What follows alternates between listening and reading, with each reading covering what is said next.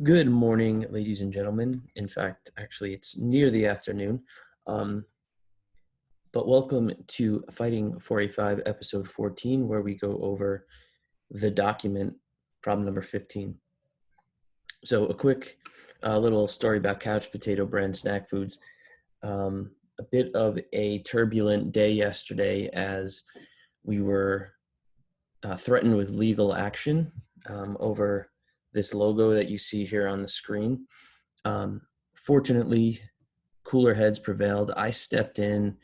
I sort of, sweet talked my way out of the legal action. And I agreed that I would give credit to the people that created this logo. I was previously using it without giving the proper credit. And I admit that's my fault.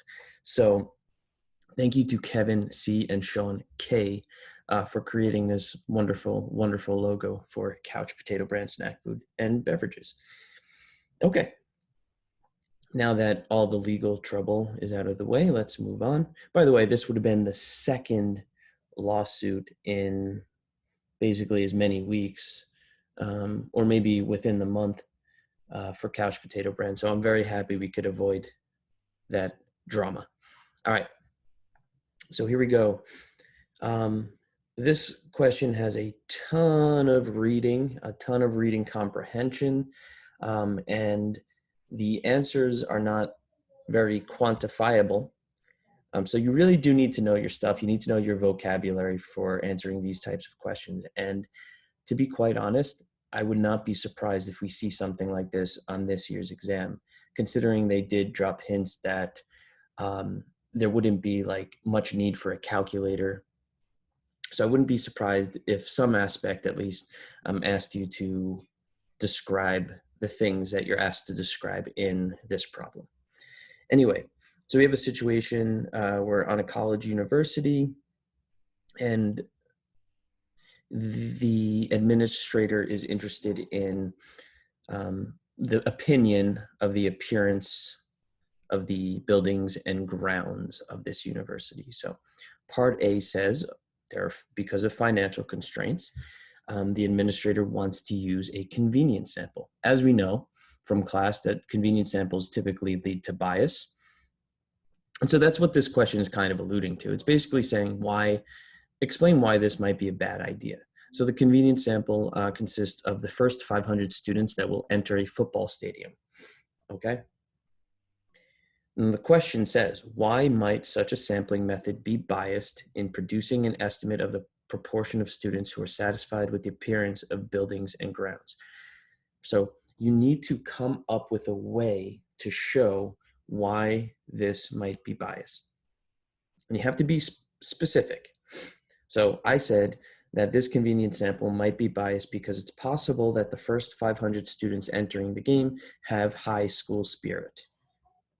Not high school, but high school spirit, and are pleased with the school overall. So notice that what I'm doing by saying this is that I'm kind of indicating in which direction these people would lean. If you're one of the first 500 people to enter a football game, you might be very happy with the school overall, and you might be more likely to say that you are pleased with the buildings and grounds. And so I go on to say that this could lead to a higher proportion of likes than is realistic among the rest of the population.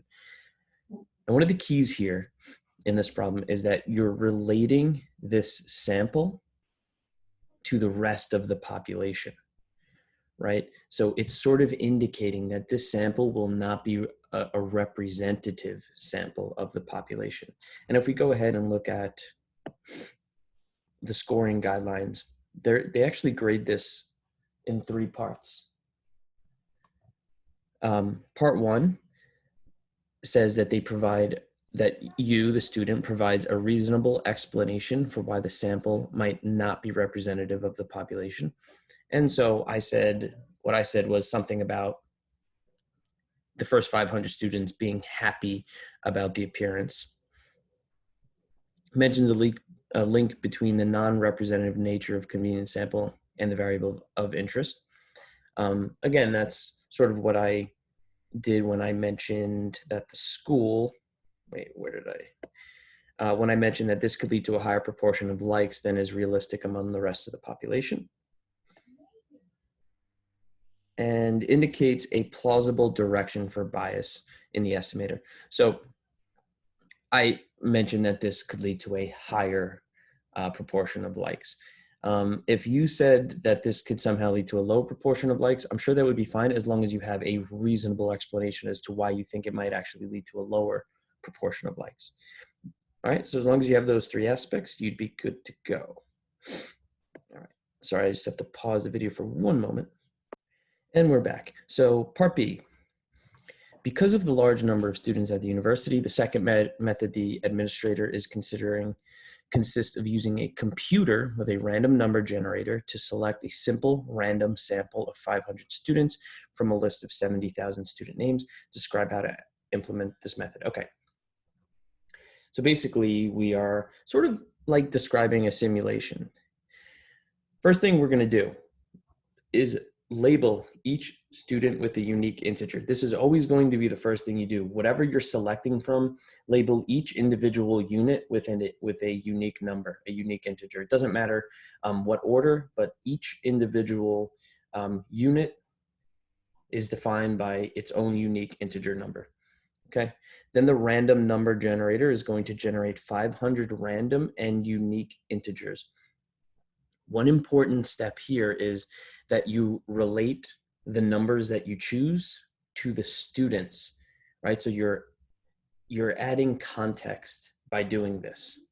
All right, so these 500 random and unique integers represent the 500 students. By the way, this term unique, I saw a great discussion about this on the question stream. This term unique is definitely necessary because it tells us that we're not able to select the same student, let's say. All right, we definitely don't want that. If you say without replacement, I think that would be totally fine. It gets the same idea across. And then step 3, we have to, even though it might seem obvious to you, if we're trying to describe how we would choose the sample and survey the sample, step 3 is to say that we want to survey those 500 students. We can't just stop at part 2. We can't just stop at having selected these 500 students. We have to explain, well, what are we going to do with these 500 students? And what we're going to do with them is we're going to survey them. Okay, and there you have it. Okay, battery saver mode. Get out of here. All right, so there we have it, and we're done with part B. Let's look at the grading. So essentially correct if you assign numbers. So that should always be your first step. If you're asked to describe a random sample, then we're randomly generating 5 distinct/unique numbers. Okay, good. Did I mention? So actually, I would say that I am at danger of losing some points because I did not say between 1 and 70,000. So that's something that just slipped my mind. You have to be careful. Make sure that you are specifying exactly what types of numbers we're generating. And then the last part is that we select students whose names correspond to the 500 numbers for the sample. And that's sort of what I said there, is just that we're surveying those 500 students. Okay. Part C. Because stratification can often provide a more precise estimate than a simple random sample, the third method is that the administrator is considering consists of selecting a stratified random sample of 500 students. Okay, so it goes on to sort of describe the situation where there are 2 campuses and both campuses have males and females, and they ask you to describe a circumstance where stratification by campus makes more sense than stratification by gender. Okay, so let's see. Let's say we have two campuses, Campus A, which is new and beautiful, and Campus B, which is old and decrepit, as symbolized by these 2 pictures. Now, of course, if you choose a simple random sample and you end up getting all students from Campus A, you're very likely going to get a positive report in terms of proportion of people that are satisfied with buildings and grounds. However, if you get a large majority of people from campus B, you're going to get a negative report. You're likely to get a negative report for people, for whether you like or dislike buildings and grounds. So if these campuses are so distinct, then you want to ensure that you have a proportional representation of the population in your sample.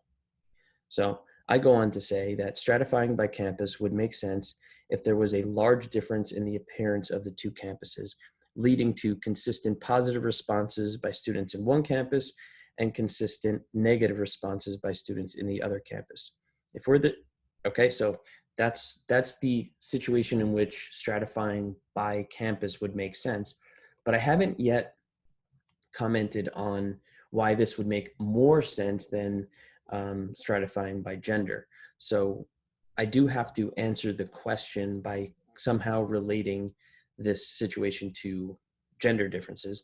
So I go on to say, if this were the case, in other words, if the two campuses were very different, I don't think gender would play a large role in the response type. All right, so that's what I said. Let's look at the scoring guidelines. So this would be essentially correct if the response correctly notes that the circumstances described requires more variability in opinions about appearance of university buildings and grounds between the two campuses than between the two genders. So basically, if you're able to cook up a situation, if you're able to cook up a situation that would lead to people either always or consistently saying positive things about one campus and consistently saying negative things about another campus, then you're basically good to go. The important thing, though, is this last sentence here that sort of relates the situation to gender, and how if this were the situation, there wouldn't really be a large difference between the different genders' opinions. All right.